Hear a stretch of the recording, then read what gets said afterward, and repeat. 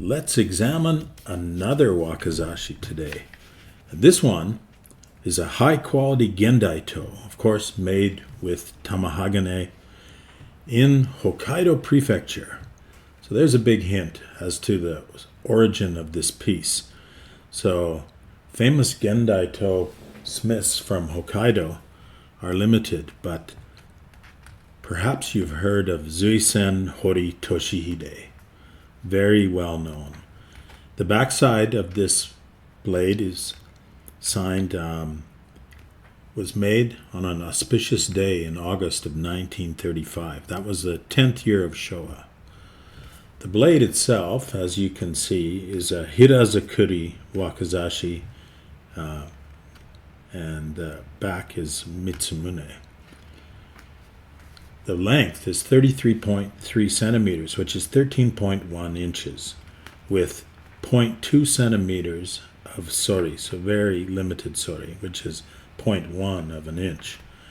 But the motohaba is 3.2 centimeters. This is 1.3 inches, which means it's got good depth. And the mune kasane is 0.7 centimeters, or 0.3 of an inch, so it's quite thick. The blade is recognized at Tokubetsu Hozon level.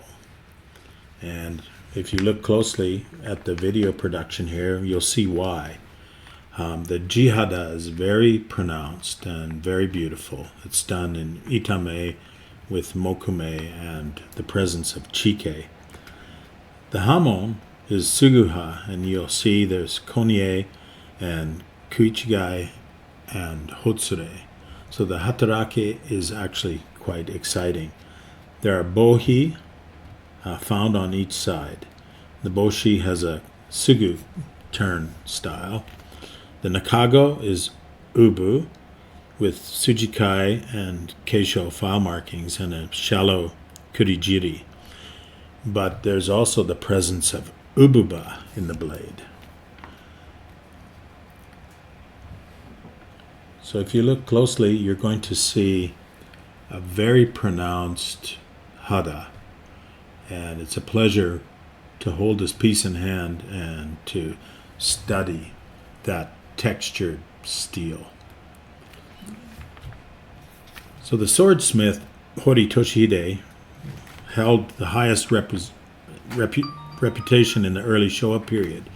He was well known for forging gensuito, which are formal blades presented by the emperor to those that achieved high military ranks, such as field marshals or the dai gensui or admirals.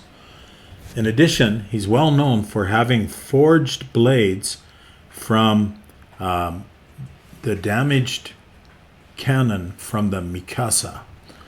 Now, if you know your Japanese military history, you'll know that the battleship Mikasa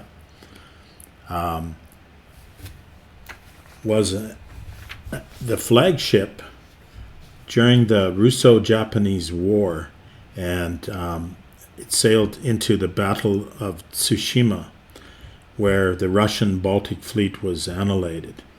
And the Mikasa today is in dry dock in Yokosuka, so you can actually go there and have a tour. So one of its twin main guns at the rear was destroyed during the Battle of the Yellow Sea, and the iron from that gun was used to forge many tanto that have found their way into overseas collections, and those are interesting historical pieces. This is not one of those pieces, but they share the same smith, and his background is quite fascinating because he was very active during the war years, and he was part of the prestigious Zuisen Sword Forging Institute at the Muroran plant, or the Japan Steelworks Company, which today is the present-day Muroran Works. This sword comes with a nice Aikuchi-style koshirai. You can see that the saya is a black gloss enamel urushi, and the saya is Inro Kizami style, which means there are carved segments, making it interesting and fairly attractive. Inro are little compartmentalized containers that were often used to carry medicines and other items and were suspended from the obi, and that's the origin of the term inro. So these are the segments basically, and the same has a nice aged look to it.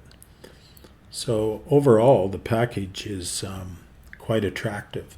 So if you're interested in adding an interesting Gendaito blade to your collection,